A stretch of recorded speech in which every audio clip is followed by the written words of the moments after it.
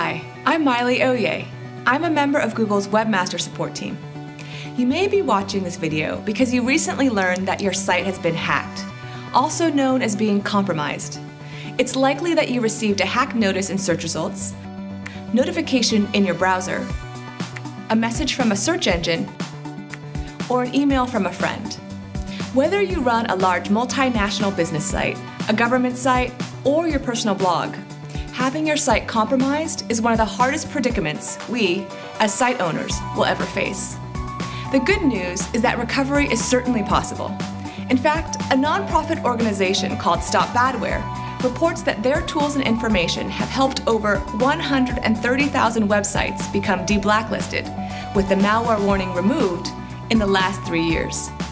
In tandem with groups like Stop Badware, my Webmaster Support team and I hope to help you recover your hacked site. There are two primary approaches to recovery: doing it yourself if you're tech savvy, or finding trusted experts if you feel the technical tasks are outside your scope. If you're not sure which approach to take, the next step in our Help for Hacked Sites can help you determine which route is most appropriate. It may not be easy, but once you, either by yourself or with the aid of your support team, can identify the vulnerability, fix the problem, and complete the review process, your site may return online even more robust. Now that we all understand that recovery is possible, let's back up for a moment and talk about what it means for a site to be hacked. Let's journey into the past and imagine your site happily providing good content or a great service to users. Unfortunately, while the site seems perfectly healthy, in reality, it has a vulnerability. A hacker then creates a software program that can exploit this vulnerability on many sites throughout the web. Your site may be only one of the thousands affected.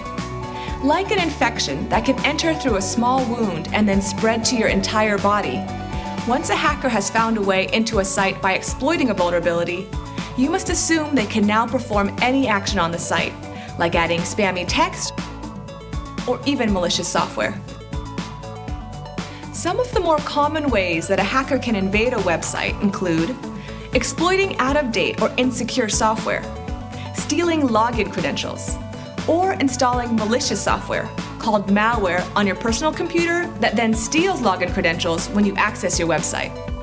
Being hacked means that by using a technique such as those just mentioned, someone you never authorized, a cybercriminal, has compromised your site. Why would someone want to do this? For many cybercriminals, the motivation is financial. Two common financial strategies involve hacking a site to add spammy content and hacking a site to distribute malware. Let's discuss them both, starting with the spam strategy. Let's say you have a great site about boating, and you install on your site a fun plugin or add-on software that you think visitors might like. Meanwhile, a far less scrupulous site owner, the hacker, is out to make money in any way possible from her pharmaceutical e-commerce website that sells prescription drugs. Rather than work hard to build a legitimate business that customers appreciate, thereby bringing positive reviews and merited links, this site owner chooses another path, hacking into innocent sites and adding links and text herself. To do this, the hacker learns about a specific vulnerability found in a website plugin. Unfortunately, this is the same plugin installed on your site. She then writes a program to scan the web, looking for unsuspecting sites that installed this vulnerable plugin. Once her program comes across your site, it becomes the next target. Her software breaks into your site and adds spammy text and links to her pharmaceutical website. Because the hacker needs the good reputation of your site to make the scam effective, often great care is taken so the crime goes unnoticed. The spammy links and text might be hidden. Your site may function normally. The site owner may be completely unaware they've been victimized. However, when a search engine like Google visits your site, just as we visit many sites on the public web to process the site's content for search results, our algorithms may notice that something is awry. For example, a reputable site that has many pages about boating, but then links to a spammy pharmaceutical site, looks like trouble. Alternatively, and even worse than adding spammy content, the hacker may have added code to distribute malware. Malware is malicious software like a software virus or worm. Being hacked with malware can be especially harmful because not only is your site affected, but the malware code enables the cybercriminal to use your site as a host for also infecting your visitors' computers. Once her malware is installed on various users' computers, cybercriminals, again motivated by money, can perform rogue actions like stealing login credentials for online banking or financial transactions.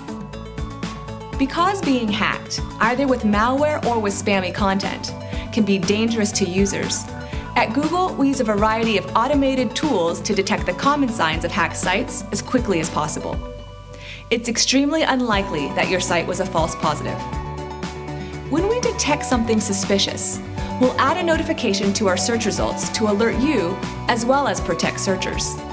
We'll also do our best to contact you via your Google Webmaster Tools account. In addition, we'll often send emails to relevant addresses that might reach the right contact, regardless of whether they have a Webmaster Tools account. While we try to contact site owners as quickly as possible, it's still tough to hear the diagnosis that your site has been hacked. The positive news is that with this knowledge, you can take steps toward treatment, both for your site and the safety of your visitors. And once the problem is fixed and the review process completed, the warning label will be removed from search results. Your visitors can safely view all of your great content once again. How long does the recovery process take? The amount of time depends on the technical expertise of the site's recovery team, as well as the size of the site and the extent of the damage. Once a site is cleaned of hacked content, which is by far the most difficult part, the review process to remove user-facing warnings requires at most a day or so for malware and phishing, and possibly several weeks for spam. Spam reviews often require more time because they can involve manual investigation or a complete reprocess of the hacked pages. This video, Overview of a Hacked Site, completes the first step of a multi-step recovery process. Next is to determine the best approach to remedy your site, whether that's using your own technical skills or garnering help from specialists. We'll discuss these options in our next step in Help for Hacked Sites. See you there.